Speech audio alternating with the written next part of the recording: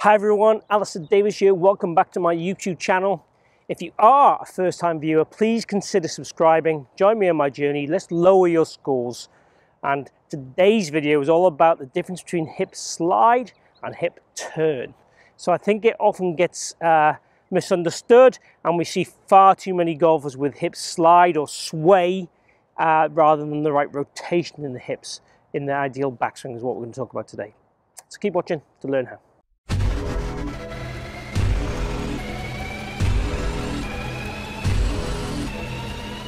So what I want to give you today is a real way of checking and understanding whether you're turning correctly or swaying in the backswing essentially.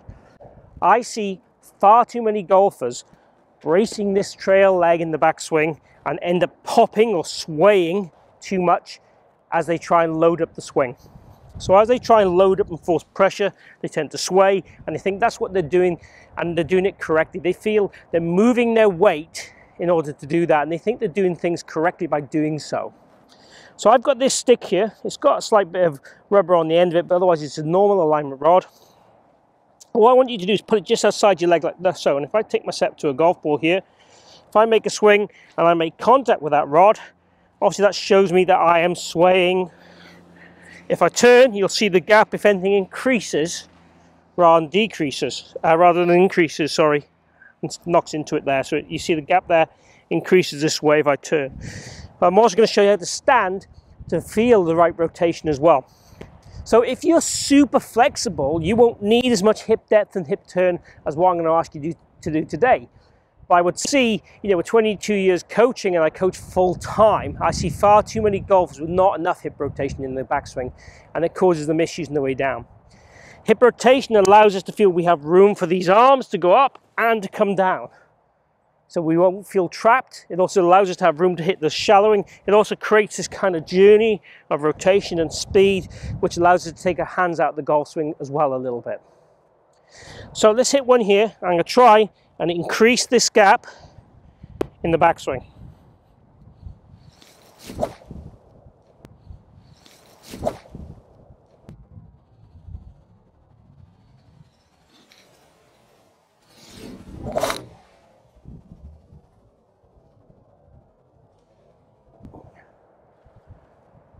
There you go, worked hard there to try and increase that gap. A lot of people would be scared of making a reverse pivot. That's the kind of comments I would get if I talk about this kind of stuff. Don't be. Again, there's so many people that don't do this right this way, and they get scared of, oh, I got to lower my right side up, I got to move my weight and pressure. I am moving my weight. Even if I work away, look, I have my weight, I have my pressure on that right side, otherwise I won't be able to stand on one leg. Now the second position to put this stick would be just to put it behind your right glute and ideally slightly back, so somewhere around about there. And what I want to feel from here again when you make a swing, practicing particularly, is I'm making some contact with that rod. So I'm getting that depth and turn as I make a backswing.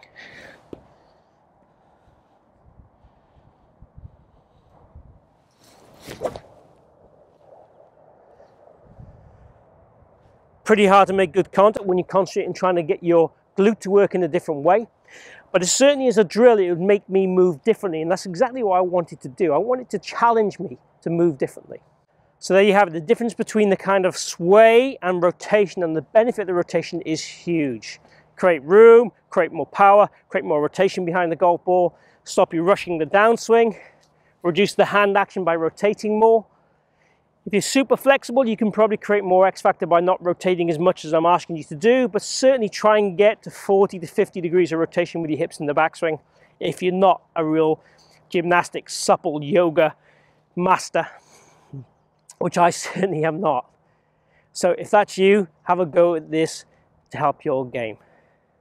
So guys, feel free to send me some swings to my email, adavisgolf@btinternet.com, and I'll check them out, and I'll possibly feature them on the channel. Also, if you've enjoyed today's video, please click like and please share the video. It really helps me, and I really appreciate if you could do that. Also, if you haven't subscribed, hit my logo down this bottom corner. Join me on my journey. Let's lower your scores, and obviously that helps me as we go along too. So thanks for watching, thanks for tuning in, and see you again here soon.